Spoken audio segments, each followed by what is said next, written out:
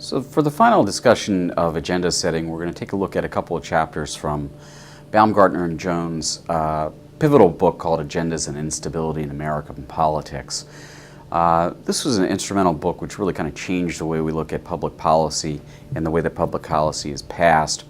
And really, Baumgartner and Jones examined longitudinal data from the end of World War II into the 1990s, and they've continued to do this into the current time period, of examining what type of attention was paid in Congress to different issues. So they coded thousands of hearings into 20 different policy topics and 219 sub-policy topics, so they could see when issues rise and when they fall in attention and why attention is paid. And really, behind their entire theory was whether or not democracy actually works, whether or not there are time periods in which government actually makes change on behalf of the people in the public interest. And they found that, most of the time we kind of slink through and just kind of muddle along and don't change very much. But there are significant amounts of times in which there is massive change in American government and the governmental system works well. So let's focus in a bit on what they're talking about and the importance of this. One of the things that's most important in Baumgartner and Jones, and as you can see through the readings, is the idea of issue definition. So essentially, if you can control the way the issue that you are interested in is defined, you can control the outcome of how this policy is actually going to be looked at by the government. So that's the key. Defining your issue. Now, how do you go about that? Well, if you are what we can call a policy entrepreneur, in other words, a person who is in charge of trying to make sure that a policy is passed or we don't do anything and the status quo is fine, you want to control three separate things according to Baumgartner and Jones. One is the tone of that issue, the amount of attention that's paid to that issue, and then the venue of that issue decision making. Right? So there are two ways to look at this. If I want to defend the status quo versus if I want to change, I'm going to want to take a different strategy in all three of these things depending whether or not I like what's currently available in the policy realm or whether I want to change it. So let's just say I want to defend the status quo, I should have a positive tone towards the issue that I'm focusing in on. In other words, people should say, hey, that's a good public policy, we should be doing that, and the amount of money that we're spending on that is fine. I don't really care too much about it, it seems like it's working pretty well. That's a positive tone. That means that if you have a positive tone and things are going well, people aren't going to pay attention to the issue. People only pay attention to issues when there are problems. So what we want to do if we're maintaining the status quo is to focus as little public attention as possible on our issue. That way we can just go along with our little iron triangle and everything's done in parallel processing rather than make this into a big governmental issue that everybody's involved with. And then finally, I want to keep the venue very tightly capped. In other words, I want only those people that are in that tight-knit policy monopoly, that tight-knit iron triangle, to be the only ones that are making decisions about this public policy. Why?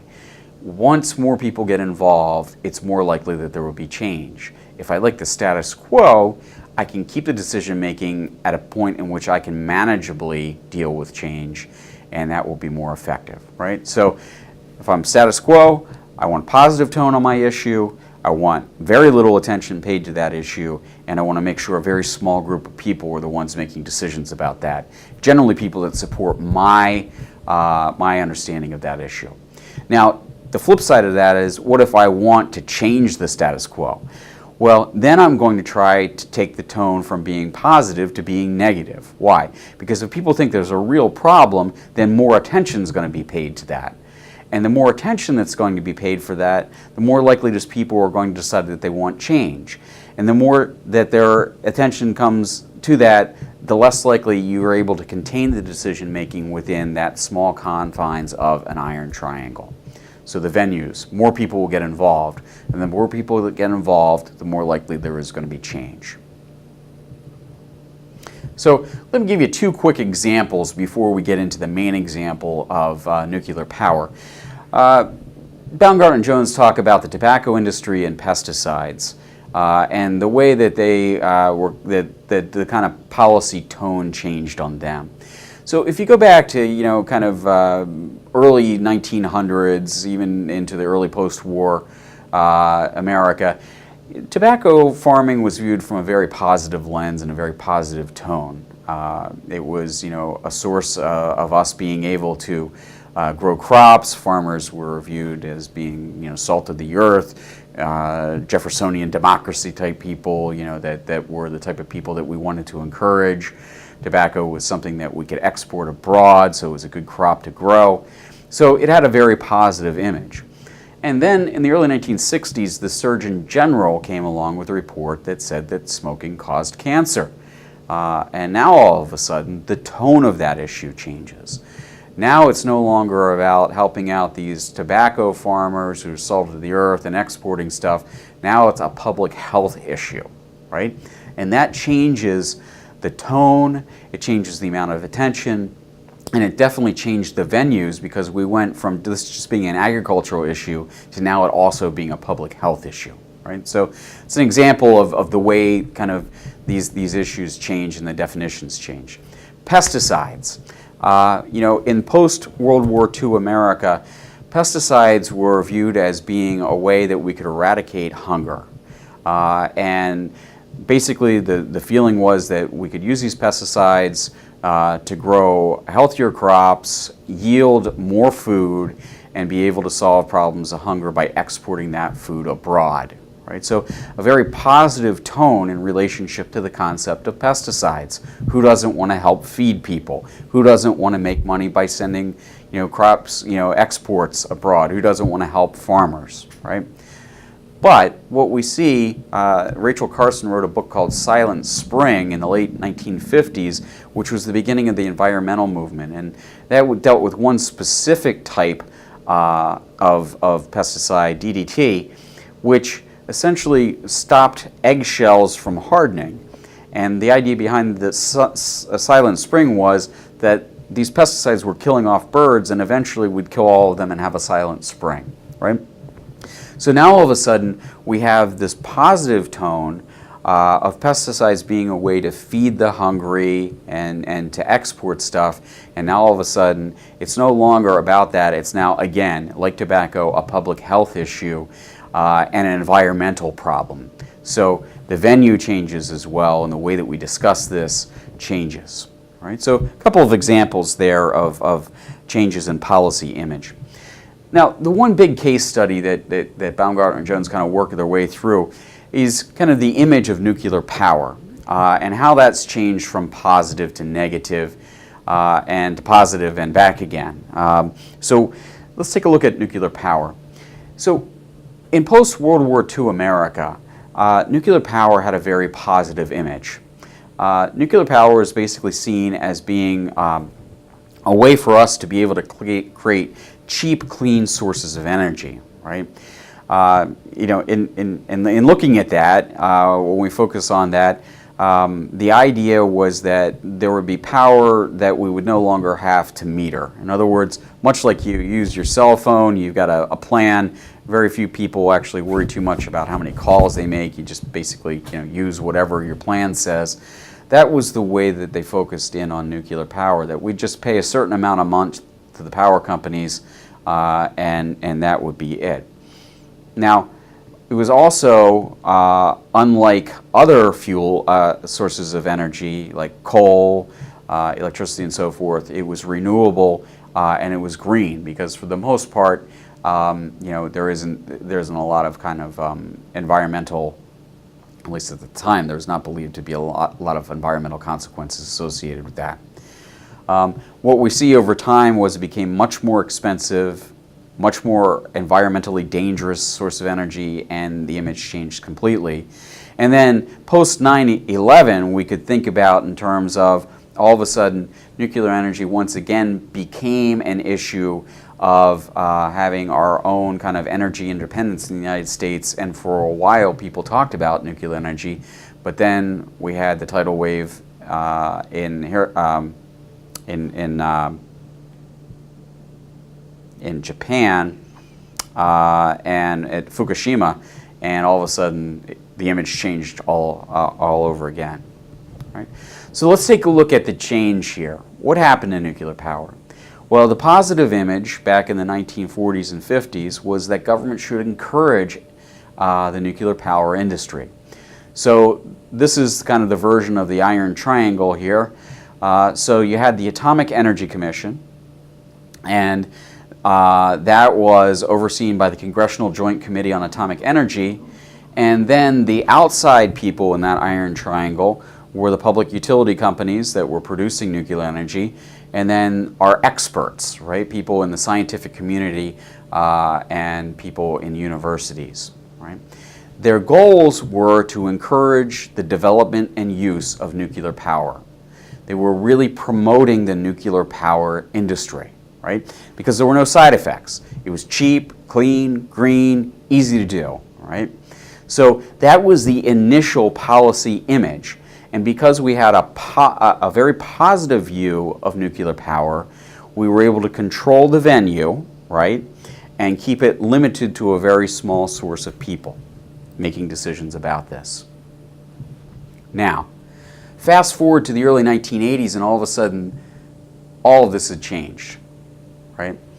What we see happening in the 1960s was that scientists started to believe, as they looked over the record of nuclear power plants, that maybe this wasn't as safe as we initially thought it was, and that there needed to be more regulation of nuclear power plants because of the potential for catastrophe, right?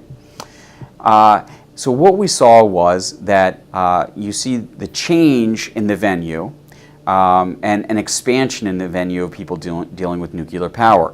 So here we've got a very small iron triangle. Here we open up the venue to just about everybody.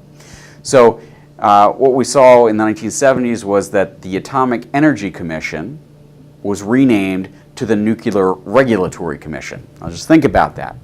The very name of that agency changes what the purpose of the agency is. The Atomic Energy Commission was there for the purpose of promoting nuclear power. The NRC is there for the purpose of regulating the power companies. A very different tone and very different kind of process there. So they were there looking at licenses, inspections, oversights, trying to make sure that people weren't gouged by the power companies in the rate making. Right? Congress, what we saw was that there was an expansion in the amount of committees that dealt with this. Remember, again, for an iron triangle to function very effectively, what we really need to do is to make sure that that we focus in on having very few people involved. So you can see that the amount of hearings and the amount of subcommittees and committees that are involved in nuclear power grows exponentially from the 1940s to the 1980s. So average number of hearings per year in 1944 to 54 were 5.8. By the time we get to 69 to 86, you had an average of 51 hearings a year, right? That's not what you want if you're promoting the status quo. That promotes itself for change. The courts also got involved. A lot of people started to sue because they did not want to have power plants located in their backyard. And as a consequence of that, there were a lot of lawsuits, and courts denied permits to build new nuclear power plants. State and local governments got involved. One of the problems was that power companies, because there were so many holdups in building new nuclear power plants, power companies were passing the cost on to consumers. Public Utility Commission said, no, this is your fault. You decided to build this nuclear power plant, and the cost overruns should be absorbed by you, not by the consumers. So state and local governments regulated nuclear power much more tightly. The financial markets basically said, hey, this is a bad idea. These nuclear power plants are costing way too much money, and they did not invest a lot of money into energy companies that were doing this. So by the time we get to 3 Mile Island in 1979, there was already a very, very negative view of nuclear power, and an increase in the number of negative stories that were in the press.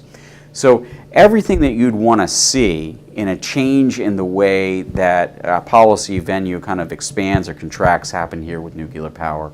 It went from a positive tone, i.e. energy that's cheap, clean, and green, leave it to the experts, tight iron knit triangle, goes all of a sudden to something that's very negative. It's dangerous, right? 3 Mile Island signifies this, the potential for nuclear meltdown. Everybody gets involved in it, right? The courts, regulatory agencies, state and local governments, and then the market says no to more investments in this. So that's a perfect example provided by Baumgartner and Jones of the way policy images change and people lose control of the issue.